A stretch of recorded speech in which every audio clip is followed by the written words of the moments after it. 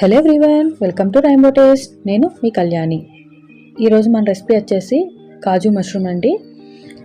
నేను దీనికోసం 200 grams mushrooms తీసుకుంటున్నానండి. ఈ మష్రూమ్స్ ఎలా కట్ చేసుకోవాలో ఒకసారి చూద్దాం. మష్రూమ్ నేను పెద్ద తీసుకున్నాను కాబట్టి 8 పార్ట్స్గా డివైడ్ చేసుకుంటున్నాను. అదే కొంచెం చిన్నదైతే 4 ముక్కలుగా కోసుకుంటాను. ఈ మష్రూమ్స్లో ఫైబర్, ప్రోటీన్, యాంటీ ఆక్సిడెంట్స్ చాలా ఎక్కువగా ఉంటుందండి. అలాగే selenium, vitamin D, vitamin B6 కూడా ఎక్కువగా ఉంటుంది. నేను చూపిస్తున్నాను చూసారా, ఈ సైజులో తీసుకుంటే ముక్క ఉప్పు కారం బాగా పడుతుందండి. ఇప్పుడు మనం గ్రేవీ ప్రిపేర్ చేసుకుందామండి. గ్రేవీ కోసం నేను యాలక్కాయ, జీలకర్ర, ఒక ఎండుమిరపకాయ, స్టార్ ఫ్లవర్, లవంగాలు, వేరుశనగకాయ గుళ్ళు, జీడిపప్పు వేసుకుంటున్నానండి. అలాగే దీంట్లోని 2 ఇంచుల పచ్చి కొబ్బరి కూడా తీసుకుంటున్నాను నేను. మీరు ఈ ప్లేస్లో పచ్చి కొబ్బరి బదులు ఎండు కొబ్బరి కూడా తీసుకోవచ్చు అండి. అలాగే నేను 1 స్పూన్ పంప్కిన్ సీడ్స్ వేసుకుంటున్నానండి. అలాగే 1 స్పూన్ సన్ఫ్లవర్ సీడ్స్ వేసుకుంటున్నాను. ఇవి 2 ఆప్షనల్, వేసుకోవాలంటే వేసుకోవచ్చు, లేదంటే లేదు. ఇవి బాగా వేగిన తర్వాత నేను గసగసాలు వేసుకున్నానండి. గసగసాలు ముందే వేసుకుంటే మనకి మాడిపోతుంది, అందుకే లాస్ట్లో వేసుకున్నాను.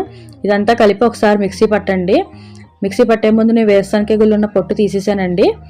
అంతా మిక్సీ పట్టిన తర్వాత దీంట్లో నేను టమాటో వేసుకుంటున్నాను. టమాటో కూడా వేసి మిక్సీ పట్టాలండి. చాలా మెత్తగా పట్టాలి, ఎంత వీలైతే అంత మెత్తగా పట్టాలి. ఇప్పుడు ప్యాన్లో నేను ఆయిల్ వేసుకుంటున్నాను. ఈ ఆయిల్లో మష్రూమ్స్ వేసుకుందామండి. కనీసం వారంలో ఒకసారైనా మష్రూమ్స్ తింటాను, ట్రై చేయండి. దీంట్లో ఇప్పుడు కాజు కూడా వేసుకుంటున్నానండి. ఈ 2 కూడా ఆయిల్లో ఫ్రై అవ్వాలి. ఇలా వేగుతున్నప్పుడు మష్రూమ్స్ అనేది వాటర్ రిలీజ్ చేస్తుందండి. ఆ వాటర్లోనే మష్రూమ్ ఒక 50 to 60% ఉడికిపోతుంది అంతా. చూస్తున్నారు కదా నాకు అలా వాటర్ వస్తుందో, అలా వాటర్ వస్తుందండి. ఒక 5 minutes పాటు అట్లా ఉంచినట్లయితే ఆ వాటర్ అంతా కూడా ఇంకిపోతుందండి. ఈ రెసిపీ రైస్లోకి, బగారా రైస్లోకి, చపాతీలోకి చాలా బాగుంటుందండి. చూస్తున్నారు కదా నాకు మష్రూమ్స్ నుంచి వచ్చిన వాటర్ అంతా అయిపోయిందండి. ఇలా అయిన తర్వాత దీన్ని ప్లేట్లోకి తీసి పక్కన పెట్టుకుందామండి. ఇప్పుడు అదే ప్యాన్లో ఆయిల్ వేసుకుంటున్నానండి. దీంట్లో కరివేపాకు కూడా వేసుకుంటున్నాను. ఒకసారి కలుపుకున్నాము. దీంట్లో ఉల్లిపాయలు వేసుకుంటున్నానండి. నేను 2 పెద్ద సైజు ఉల్లిపాయలు తీసుకున్నాను, చిన్న చిన్న ముక్కలుగా కట్ చేసి. దీన్ని కొంచెం వేగనిద్దాము. ఇప్పుడు దీంట్లో అల్లం వెల్లుల్లి పేస్ట్ తీసుకుంటున్నానండి నేను. ఇది కూడా పచ్చివాసన పోయేంత వరకు కూడా కొంచెం వేపుకుందాము. ఇప్పుడు దీంట్లోనే మనం మిక్సీ చేసుకున్న గ్రేవీ పేస్ట్ వేసుకుందామండి. దీంట్లో టమాటో వేసాం కదా, ఈ టమాటో కొంచెం మగ్గాలి, అందుకోసం కలుపుకొని కొంచెం అట్టు పెట్టుకోండి.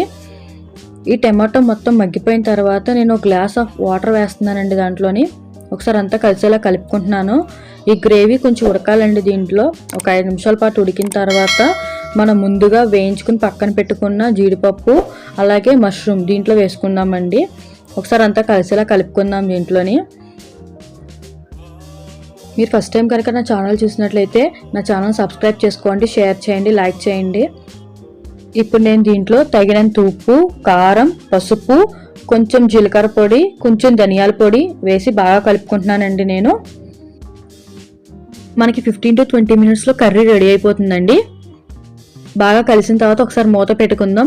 మూత పెట్టుకుని మధ్య మధ్యలో తీసి కలుపుతూ ఉండండి. నాకు కర్రీ ఆల్మోస్ట్ రెడీ అయిపోయిందండి. నేను కొత్తిమీర చల్లుకుంటున్నాను పైన. నేను ఈ కన్సిస్టెన్సీ ఉండగానే దించేస్తున్నానండి. చల్లారేకి ఇంకా కొంచెం దగ్గర పడుతుంది. మీరు ట్రై చేసి మీకు ఎలా కుదిరింది అనే విషయాన్ని కామెంట్ బాక్స్లో నాతో షేర్ చేసుకోండి. మరిన్ని వీడియోస్ కోసం నా యూట్యూబ్ ఛానల్ చూడండి. Thank you for watching.